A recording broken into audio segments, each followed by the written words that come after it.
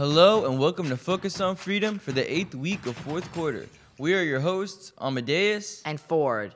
This Friday, May 24th, will be the senior rally. It will be a rally scheduled during your 6th period class. Reminder, for Memorial Day weekend, we have no school, Monday, May 27th. On the 28th, next Tuesday, we have food fair. Make sure to bring cash. Now, let's turn it over to Monty and Vince in our social corner for next week's events.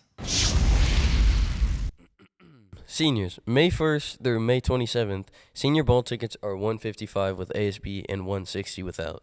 Selling in person Tuesday through Thursday and online 24/7. Back to you guys.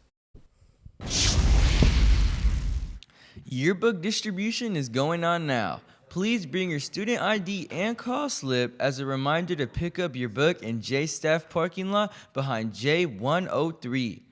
Extra yearbooks will be available for sale in limited quantity. It will cost $80, cash only. Get them before they're out.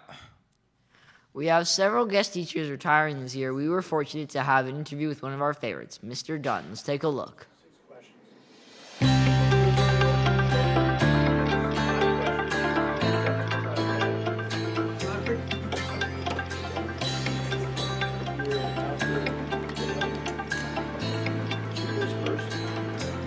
Hi, who am I here with? Hi, Rick Dunn. Hi. How long have you been at Freedom? I have been at Freedom since there were tractors stuck in the mud. That's a great answer. Thank you for that.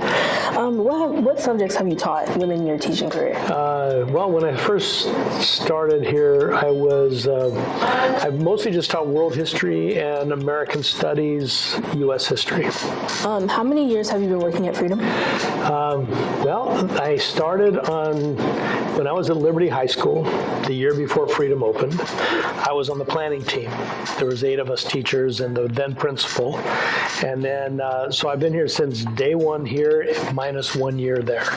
So forever. What subjects have you taught here at Freedom? World history, American studies, U.S. history, actually world studies, world history. We've started a couple different programs here. What kind of things have you done outside of your teaching? Sure. In the beginning, especially, I started here as the varsity baseball coach. I did yearbook for the first 10 years we were here. I have been academy coordinator for the Arts and Media Academy for many years. I was department chair for the social studies department for many years. We used to have a couple different site-based, we have like site-based management now. We had an earlier version that I was a chairman, and I kind of ran those meetings early on. Yeah, I did a lot. Have you been Teacher of the Year before?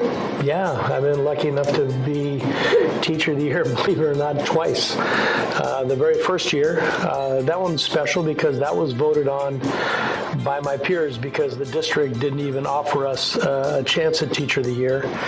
And all of us got together that very first year and had special awards, including some goofball awards, because I messed up so bad that first year that I forgot to put my principal and vice principal in my very first year of yearbook.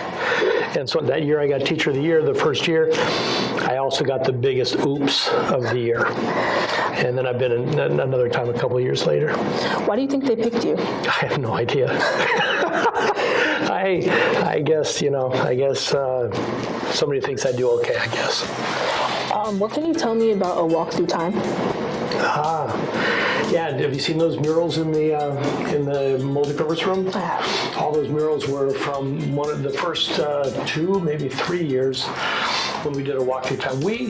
Miss Johnson and myself, who have been teaching together for an awful long time, we started a decades project in American Studies. And we decided to do it's a decades project on steroids, I call it.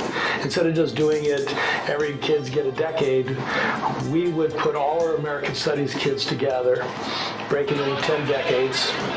And these guys would not only learn about their decade, but we also gave them supplies, wood, paint, and they built 10 by 10 rooms.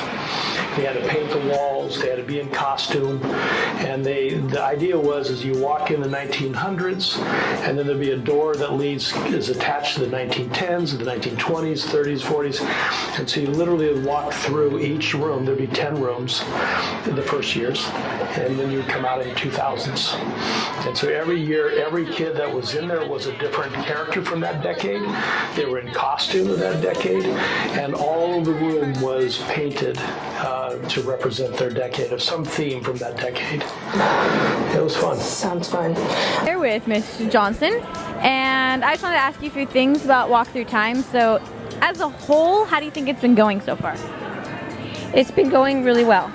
I've been impressed with how they have worked together and helped each other, and just kind of brought the whole thing together. And I think I'm going to be even more impressed tonight when they do their performances, because it's just like, they think, oh, we're not going to be able to do it, it's and then they do it, and they do a really good job with it. So it's going really well. Do you have any words of advice for the students in your class, or just any student who wants to learn about history? I think I don't know if it's about history or just anything, is I know it sounds kind of like a cliche, but I mean it. Try to be the best version of you every day. And sometimes that best version might not be a lot. Maybe just getting to class is that best version of you that day.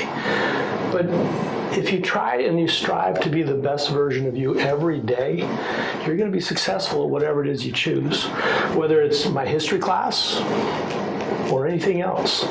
And I just think it's really important that we understand that your education here is not for me. It's not for any teachers, not even for your parents necessarily. It sounds corny again, but it's really about you. Yeah. And it's about, this is a stepping stone for you guys to be able to get on and do something that you find really important later on. And the skills that you learn here, and sometimes that means taking a history class when you hate history, because some people do. They're not all geeks like me that love history. Sometimes that means just being able to do my best in a subject I don't like. And how can I still succeed in that? Right. Those skills will take you further in life, because my class isn't the most important thing in the world. But learning how to overcome, and learning how to work hard, that will take you far. We have to put that on a shirt. I just want to say congrats on your retirement. I hope you enjoy it. Thank you. Yeah. And thank you for your time. I appreciate it. I appreciate it very much. Thanks.